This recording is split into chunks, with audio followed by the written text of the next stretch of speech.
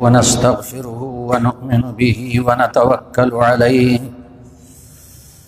ونعوذ بالله من شرور أنفسنا ومن سيئات أعمالنا من يهده الله فلا مضل له ومن يضلل فلا هادي له ونشهد أن لا إله إلا الله وحده لا شريك له ونشهد أن سيدنا ومولانا محمدا عبده ورسوله أما بعد فأعوذ بالله من الشيطان الرجيم بسم الله الرحمن الرحيم إنما يعمر مساجد الله من آمن بالله واليوم الآخر وأقام الصلاة وآتى الزكاة ولم يخش إلا الله فعسى أولئك أن يكونوا من المهتدين صدق الله العظيم. وقال النبي صلى الله عليه وسلم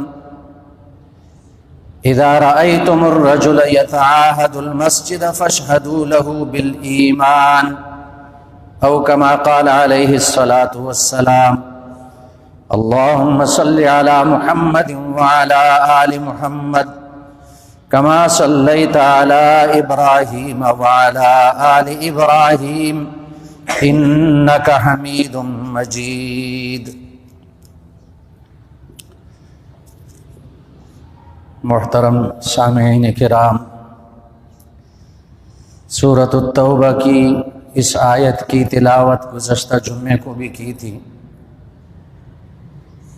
اس آیت میں اللہ رب العزت نے یہ ارشاد فرمایا کہ مسجدوں کو وہی لوگ آباد رکھتے ہیں جو اللہ پر ایمان لاتے ہیں اور قیامت کے دن پر ایمان رکھتے ہیں اور نماز قائم کرتے ہیں اور زکوٰۃ دیتے ہیں اور اللہ کے سوا کسی سے نہیں ڈرتے، یہی لوگ ہدایت پر ہیں۔ مسجد کی آبادی دو طرح کی ہے، ایک مسجد کی ظاہری آبادی کہ مسجد کی مضبوط تعمیر ہو، مسجد کی کھڑکیاں دروازے اچھے ہوں، مسجد کی دریاں قالینیں اچھی ہوں اور مسجد کے اندر کوئی کچرا، کوئی گند، کوئی تنکا نہ ہو، یہ مسجد کی ظاہری آبادی ہے۔ اور ایک مسجد کی باطنی آبادی ہے، وہ اعمال سے ہوگی کہ محلے کے سارے لوگ پانچوں وقت نماز باجماعت مسجد میں ادا کریں اور وقت سے پہلے آ کر نماز کے انتظار میں بیٹھے رہیں، مسجد میں قرآن مجید کی تلاوت کی جائے، مسجد میں دین کی بات سیکھی جائے، سکھائی جائے، مسجد میں اللہ کا ذکر کیا جائے، یہ بھی مسجد کی آبادی ہے۔ یہاں آیت میں دونوں طرح کی آبادی مراد ہے۔ حدیث میں نے پڑھ کر سنائی کہ نبی کریم صلی اللہ علیہ وسلم نے فرمایا، جب تم ایک آدمی کو دیکھو کہ مسجد کی دیکھ بھال کرتا ہے، مسجد کی خبر لیتا ہے، مسجد کی آبادی کا خیال رکھتا ہے، اس کے ایمان کی گواہی دے دو، وہ ایمان والا ہے۔ اور پھر نبی کریم صلی اللہ علیہ وسلم نے یہی آیت پڑھی کہ مسجد کو وہی آباد کرتا ہے جو اللہ پر اور قیامت کے دن پر ایمان رکھتا ہے۔ مسجد روئے زمین میں سب سے بہترین ٹکڑا ہے۔ ایک حدیث میں آتا ہے، ایک یہودی عالم آیا اور اس نے نبی کریم صلی اللہ علیہ وسلم سے سوال پوچھا، ایُّ بقاع الارض خیر، روئے زمین کا کون سا ٹکڑا سب سے بہتر ہے؟ تو نبی کریم صلی اللہ علیہ وسلم نے جواب نہیں دیا، اس لیے کہ آپ کی شان یہ تھی وما ينطق عن الهوى ان هو الا وحی یوحی، اللہ کے نبی اپنی خواہش سے کوئی بات نہیں کرتے، وہی بات کرتے ہیں جو اللہ کی طرف سے وحی ہوتی ہے۔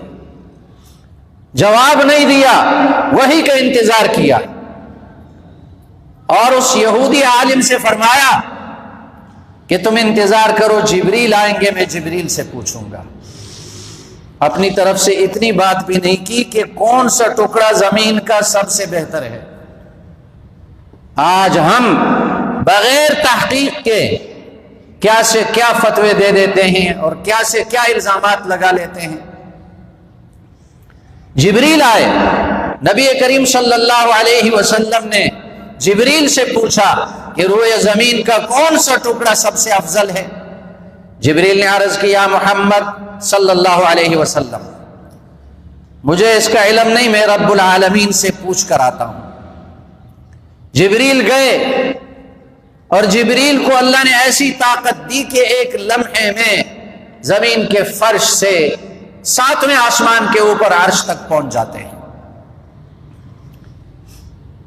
جبریل گئے اور تھوڑی دیر کے بعد واپس آئے اور عرض کیا محمد،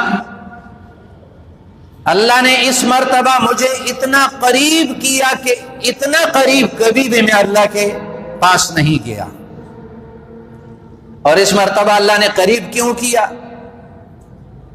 اس میں علماء نے اس کی حکمت بیان فرمائی۔ ایک حکمت تو یہ ہے کہ اس سے پہلے جبریل اللہ کی طرف سے بھیجے جاتے تھے، اللہ بھیجتا تھا جبریل کو اپنے حبیب کے پاس، اور اس مرتبہ اللہ کے محبوب کا قاصد اللہ کے پاس آیا،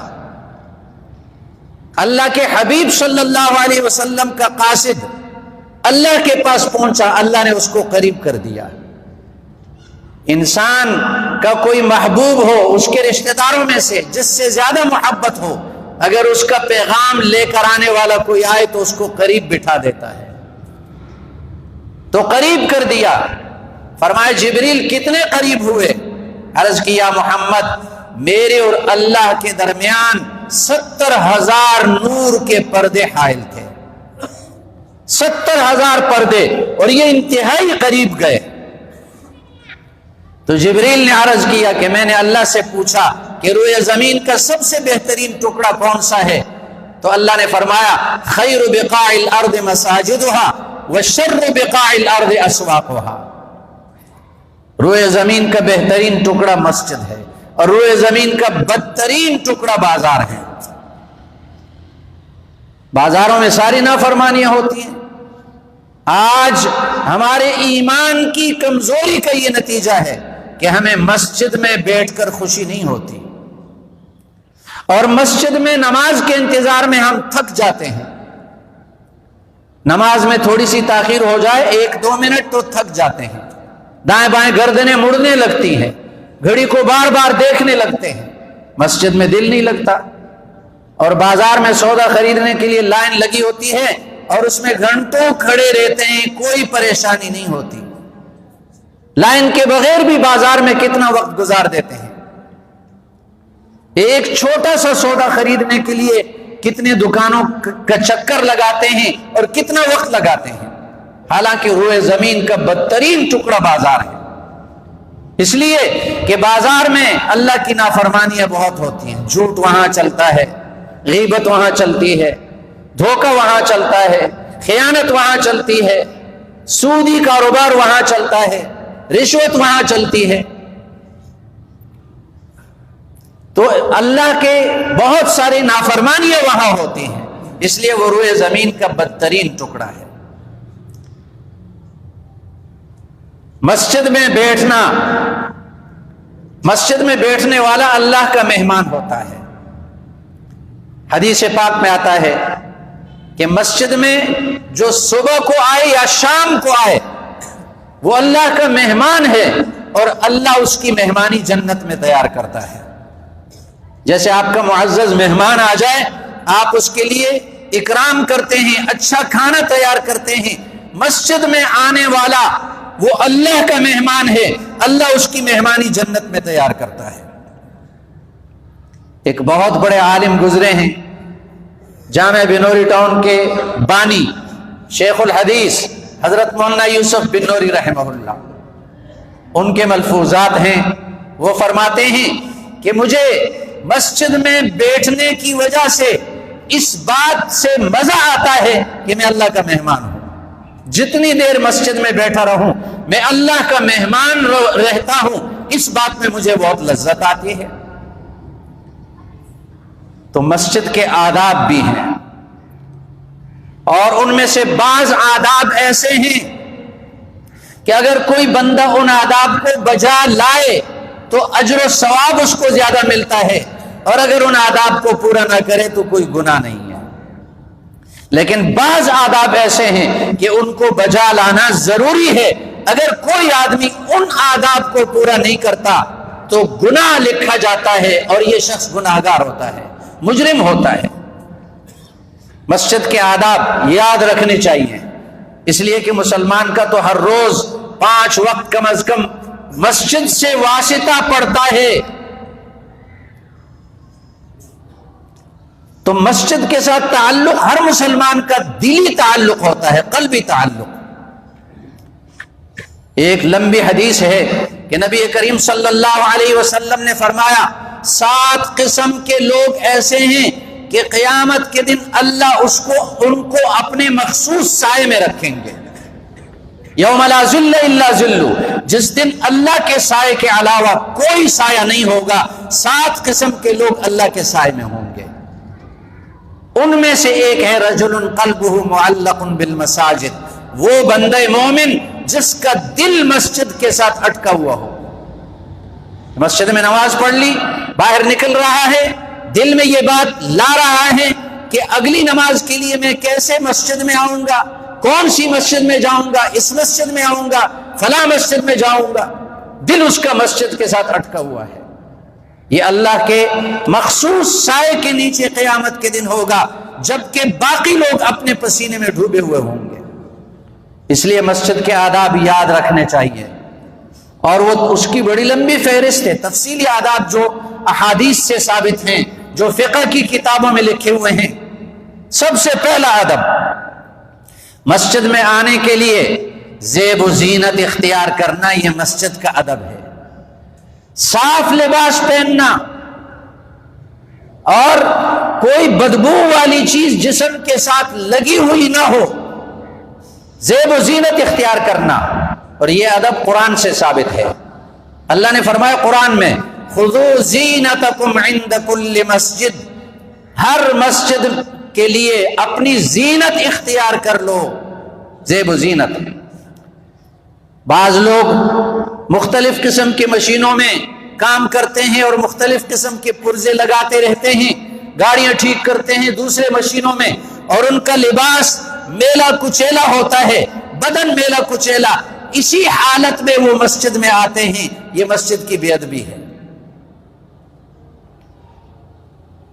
آج اگر کوئی شخص دنیا میں کسی بادشاہ سے ملنے کے لیے وقت مانگے، کسی وزیر سے ملنے کے لیے وقت مانگے، کسی افسر سے ملنے کے لیے وقت مانگے اور وہ وقت دے دے، اس وقت سے پہلے بندہ کتنی تیاری کرتا ہے، اور کیسے بدن کو صاف کرتا ہے، کیسے لباس صاف پہنتا ہے، خوشبو لگاتا ہے تاکہ وہاں کی بے ادبی نہ ہو.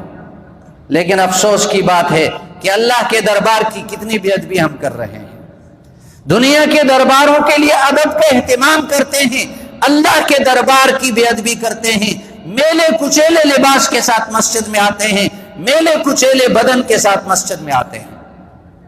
تو مسجد کا پہلا ادب یہ ہے زیب و زینت اختیار کرنا، صاف لباس پہننا. اور دوسرا ادب باوضو آنا. باوضو آنا یہ فضیلت والی بات ہے. اگر کوئی باوضو مسجد میں آئے تو ثواب ملے گا، اگر باوضو نہ آئے تو گناہ نہیں ہوگا. یہ فضیلت والی بات ہے، اور اس میں کتنا اجر و ثواب ملتا ہے. حدیث پاک میں آتا ہے کہ جب ایک آدمی مسجد میں وضو کرے، گھر میں وضو کرے، گھر میں وضو بنا لے اور پھر نکلے فرض نماز کے لیے، تو اس کی مثال اس طرح جیسے کوئی آدمی، کوئی بندہ مومن احرام حج کا باندھے اور اپنے گھر سے نکلے. کتنی بڑی فضیلت ہے. اور اگر کوئی گھر میں وضو کر کے چاشت کی نماز کے لیے نکلے فرمایا اس کی مثال اس طرح ہے، اس کو اتنے ثواب ملے گا جیسے عمرے کا احرام باندھ کر گھر سے نکلے، اور پھر گھر میں وضو کر کے جب نکلے گا تو حدیث میں آتا ہے کہ اپنی ایک ہاتھ کی انگلیاں دوسرے میں داخل نہ کرے، اپنی انگلیاں نہ چٹکھائے، کیونکہ یہ پورے راستے میں مسجد تک پہنچتے ہوئے پورے راستے میں نماز میں شمار ہوتا ہے، اور یہ کام نماز میں درست نہیں ہے۔ آپ گھر سے وضو کر کے آئیں گے، نماز میں شمار ہوں گے، اور پھر گھر سے مسجد تک جتنے قدم آپ چل کر آتے ہیں، ہر قدم پر ایک گناہ معاف ہوگا، ایک نیکی لکھی جائے گی، ایک درجہ بلند ہوگا۔ ہم اتنا اجر و ثواب ضائع کر دیتے ہیں صرف اس ارادے سے کہ مسجد میں جا کر وضو کریں گے، وہ حج کے احرام والا ثواب چلا گیا، ہر قدم پہ نیکی ملنا، درجہ بلند ہونا، گناہ معاف ہونا، وہ ثواب ہم نے ضائع کر دیا۔ یہ تو اس دور میں مسجدوں میں وضو خانے بنے، صحابہ تابعین تبع تابعین کے دور میں مسجد میں وضو کی جگہ نہیں ہوتی تھی، وضو خانے نہیں ہوتے تھے، گھروں میں وضو کر کے آتے تھے۔ تیسرا ادب، پیدل چل کر آنا۔ اگر ایک آدمی معذور ہے تو درست ہے کہ وہ سواری پر آئے، معذور نہیں، دور سے آتا ہے، پیدل چل کر آنا یہ مسجد کا ادب ہے اور اس پر ثواب ملے گا۔ حدیث پاک میں ایک واقعہ آتا ہے، ایک صحابی تھے اور وہ مدینہ منورہ کے آخری کنارے سے مسجد نبوی میں نماز پڑھنے کے لیے پیدل آتے تھے۔ تو صحابہ نے اس سے کہا اگر تم کوئی سواری خرید لو اور تمہارے لیے آسانی ہوگی، اپنے گھر سے مسجد تک سواری پر آؤ گے، تمہارے لیے آسانی ہوگی۔ اس صحابی نے جواب میں فرمایا کہ میں تو یہ بھی پسند نہیں کرتا کہ میرا گھر مسجد نبوی کے قریب ہو۔ یہ بات صحابہ کرام کو اچھی نہ لگی، اس لیے کہ مسلمان یہ تمنا کرتا ہے کہ میرا گھر مسجد نبوی کے قریب ہو۔ جو حج اور عمرے کے لیے جاتے ہیں وہ تمنا کرتے ہیں کہ ہمارا ہوٹل مسجد نبوی کے قریب ہو، اور یہ کہتا ہے میں یہ بھی پسند نہیں کرتا کہ میرا گھر مسجد نبوی کے قریب ہو۔ تو انہوں نے شکایت لگائی نبی کریم صلی اللہ علیہ وسلم سے کہ یہ آدمی اس طرح کہتا ہے کہ میں تو یہ بھی پسند نہیں کرتا کہ میرا گھر مسجد نبوی کے قریب ہو۔ نبی کریم صلی اللہ علیہ وسلم نے اس صحابی کو بلایا اور اس سے پوچھا تو نے یہ بات کیوں کی؟ عرض کیا رسول اللہ میں دور سے آتا ہوں تو ہر قدم پر آتے ہوئے جاتے ہوئے مجھے ایک ایک نیکی ملے گی، تو جتنے قدم زیادہ لگیں گے اتنی زیادہ نیکیاں ملیں گی۔ نبی کریم صلی اللہ علیہ وسلم نے فرمایا تجھے وہی مل گیا جس کی تو نے نیت کی۔ مسجد نبوی کے قریب گھر ہوگا تو قدم تھوڑے ہوں گے، مدینہ کے آخری کنارے سے آتے ہیں تو قدم زیادہ لگیں گے، اور پھر اس میں ایک خوشخبری اور سنا دی کہ آتے ہوئے بھی ہر قدم پہ نیکی ملے گی، واپس جاتے ہوئے بھی ہر قدم پہ نیکی ملے گی۔ چوتھا ادب ہے مسجد میں دوڑ کر نہ آنا، بلکہ گھر سے جو نماز کے لیے نکلے راستے میں بھی دوڑ کر نہ آئے۔ حدیث میں آتا ہے نبی کریم صلی اللہ علیہ وسلم نے فرمایا اذا اقیمت الصلاۃ فلا تأتوها تسعون وأتوها تمشون وعلیکم السکینۃ والوقار، جب جماعت کھڑی ہو جائے تو دوڑ کر مت آؤ بلکہ چل کر آؤ، سکینہ اور وقار کے ساتھ آؤ، اطمینان کے ساتھ، وقار کے ساتھ، اللہ کے دربار میں حاضری دینی ہے۔ امام مالک رحمہ اللہ جب مسجد میں پہنچتے، مسجد سے باہر تھوڑی دیر کھڑے ہو جاتے اور رنگ آپ کا متغیر ہو جاتا اور خوف کے آثار چہرے پر ظاہر ہو جاتے۔ کسی نے اس کی وجہ پوچھی کہ آپ کا رنگ بدل جاتا ہے مسجد کے باہر اور آپ کھڑے رہتے ہیں تھوڑی دیر کے لیے، اس کی کیا وجہ ہے؟ تو جواب میں فرمایا کہ ہم دنیا کے بادشاہوں کے دربار میں جب جاتے ہیں تو کتنا ہم پہ رعب طاری ہوتا ہے کہ اس دربار میں کیسی حاضری دیں گے اور آداب کس طرح بجا لائیں گے، اور کہیں آداب کے خلاف کوئی حرکت ہم سے صادر نہ ہو۔ تو رب العالمین جو بادشاہوں کا بادشاہ ہے اس کے دربار میں حاضری دینی ہے، تو میں باہر کھڑے ہو کر سوچتا ہوں کہ کوئی بے ادبی نہ ہو۔ آج ہم نے مسجد میں کتنی بے ادبیاں شروع کر دی ہیں۔ اس لیے فرمایا سکینہ اور وقار سے چلو۔ اور پانچواں ادب، مسجد میں داخل ہوتے وقت پہلے دایاں پیر اندر رکھو، بعد میں بایاں پیر اندر رکھو۔ ہر کام جو خیر والا ہو اس میں اگر آدمی قدم رکھے تو پہلے دایاں پیر رکھے اور بعد میں بایاں پیر، جو اس کے خلاف ہو تو پہلے الٹا پیر بایاں پیر باہر رکھے پھر دایاں پیر۔ جیسے بیت الخلاء جانے کے لیے پہلے بایاں پیر اندر رکھے پھر دایاں پیر رکھے، گھر میں داخل ہونے کے لیے پہلے دایاں پیر اندر رکھے پھر بایاں پیر، مسجد میں داخل ہونے کے لیے پہلے دایاں پیر اندر رکھے پھر بایاں پیر، اور مسجد سے نکلتے وقت اس کا الٹ کرے، پہلے نکلتے وقت پہلے بایاں پیر باہر کر کے جوتے کے اوپر رکھے، کیونکہ جوتے پہنتے وقت دایاں پیر پہلے جوتے میں ڈالنا یہ مستحب ہے، تو دایاں پیر پہلے رکھنا۔ مرزا مظہر جانے جانا رحمہ اللہ، بہت بڑے ولی اللہ گزرے ہیں، یہ ہندوستان میں گزرے ہیں، بیت الخلاء جانے لگے اور بیت الخلاء کے اندر چلے گئے اور فوراً واپس نکلے اور دوبارہ داخل ہو گئے۔ بعد میں شاگردوں نے پوچھا اس کی وجہ کیا ہے، تو فرمایا کہ غلطی سے میں نے بیت الخلاء میں دایاں پیر پہلے رکھا اور بایاں بعد میں، یہ سنت کے خلاف ہے، اس لیے پھر واپس نکلا اور سنت کے مطابق اندر داخل ہوا۔ لوگ کہتے ہیں کہ دنیا جو ہے چاند پہ پہنچ گئی اور آسمان پہ پہنچ گئی، اور تم لوگ ابھی تک جو ہے نا بیت الخلاء کے آداب اور سنتیں بیان کر رہے ہو اور مسجد کے آداب بیان کر رہے ہو۔ بھائی جو مسلمان ہے تو مسجد میں تو ضرور آئے گا، اگر چاند پر بھی پہنچے لیکن ہے مسلمان مسجد میں آئے گا، اور مسجد اللہ کا گھر ہے، مسجد کے آداب بجا لائے گا، اور چاند پہ پہنچنے والے اور آسمانوں پہ پہنچنے والے وہ بھی بیت الخلاء میں پیشاب پاخانے کے لیے جاتے ہیں۔ اگر ترقی کر لی چاند پہ پہنچ گئے تو بیت الخلاء جانے سے تو چھٹی نہیں کی، اس کی بھی ضرورت ہے۔ یہ ہمارے نبی صلی اللہ علیہ وسلم کی تعلیمات ہیں، اور ہمیں اپنے نبی صلی اللہ علیہ وسلم کی تعلیمات پر فخر کرنا چاہیے۔ یہ نہیں کہ لبرل اور بے دین قسم کے لوگوں کی وجہ سے ہم سنت پر عمل کرنے میں شرم محسوس کریں کہ یہاں سنت پر کیسے عمل کیا جائے، لوگ یوں کہیں گے، یہ کہیں گے، تانے دیں گے۔ ہمیں تو اپنے نبی صلی اللہ علیہ وسلم کی سنت پہ فخر کرنا چاہیے۔ چھٹا ادب ہے مسجد کی دعا پڑھنا۔ اللہم افتح لی ابواب رحمتک، یہ مسجد میں داخل ہونے کی دعا ہے، اور مسجد سے نکلنے کی دعا اللہم انی اسألک من فضلک۔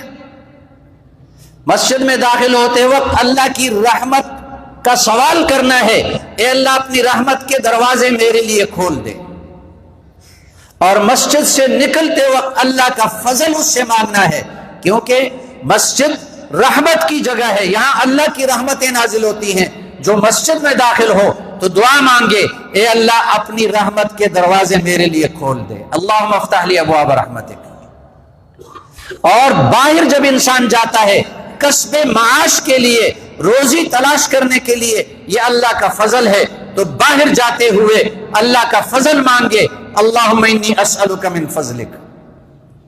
اور ایک حدیث میں درود شریف بھی ہے، بسم اللہ والصلاة والسلام علی رسول اللہ اللہم افتح لی ابواب رحمتک، درود شریف بھی پڑھ لے۔ یہ مسجد کے آداب ہیں۔